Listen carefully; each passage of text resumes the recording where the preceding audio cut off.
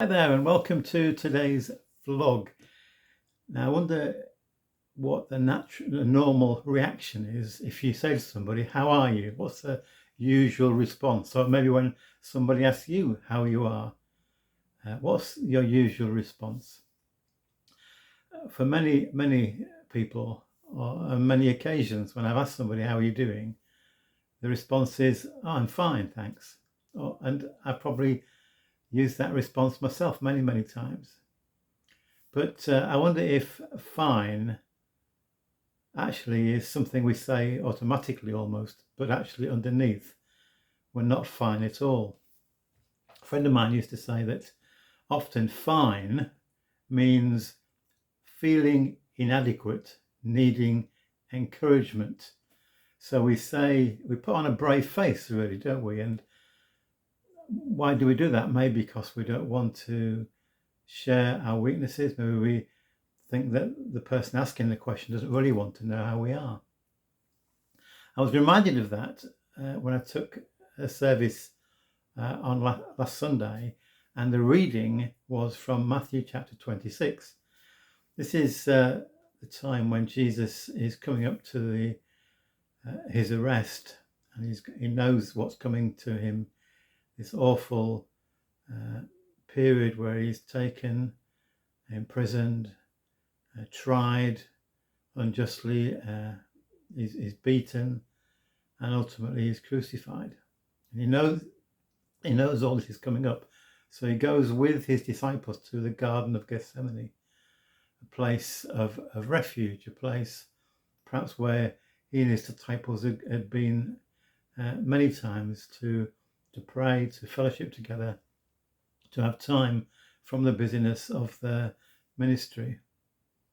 So there are the 12, and then Jesus takes with him Peter, James, and John, and they go off to a separate part of the garden, and he says to them, "Stay here and keep watch while I go over to another place in the garden and pray." And Jesus opens his heart to God, and I want to read to you what he says to the disciples about this time he's just been spending time in desperate prayer with God, and it comes from Matthew 26 and verse 36.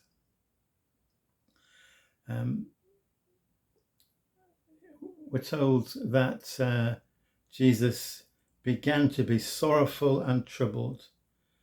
And then he says to them, to the disciples, to the three, Peter, James, and John, "My soul is overwhelmed with sorrow to the point of death."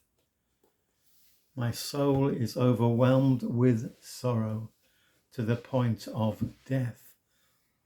There's a hymn which has these words, "Yet cheerful he to suffering goes," which is, of course, actually totally ridiculous. Jesus was not cheerful. He was willing to go to suffering, to the crucifixion, because it was part of God's will that he pay the price for the things that we've done wrong. But what really spoke to me here is that Jesus is saying to the disciples, to his closest friends, "My soul is overwhelmed with sorrow to the point of death." So Jesus is being very open, very honest about the struggle that is going on within him. And that's really a challenge to us, because I know sometimes in my life when I've been going through really tough times and I've struggled, and it's been going, things seem to be going wrong, or I'm facing battles within and without, and going through a dark time.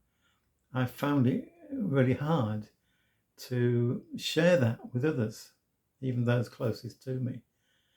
Why is that? Why do we find it so hard? Maybe we don't want to admit to our weaknesses, especially if you're in a position of leadership. How can I admit my weakness, my struggles, when I'm supposed to be a leader? And you might say the same of Jesus. He is Messiah. He is the leader of this band of disciples. And yet here he's being completely open about this desperate situation in which he finds himself and the struggle in his inner self. He's also, interestingly, completely open with God the Father, and he says, Lord, if it's possible, take this cup of suffering away from me.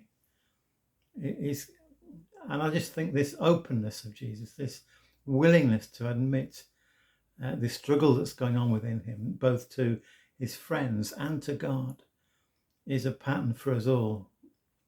Let's not try and hide our struggles. Let's not try and pretend that things are always perfect, because for none of us, they're always perfect. Let's be open. Let's share that we might be encouraged and strengthened and supported by our friends. And indeed, let's be open with God, because he knows anyway.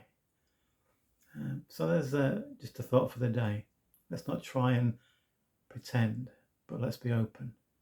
Let's be real, that we can support one another. Thank you so much for listening today. God bless you.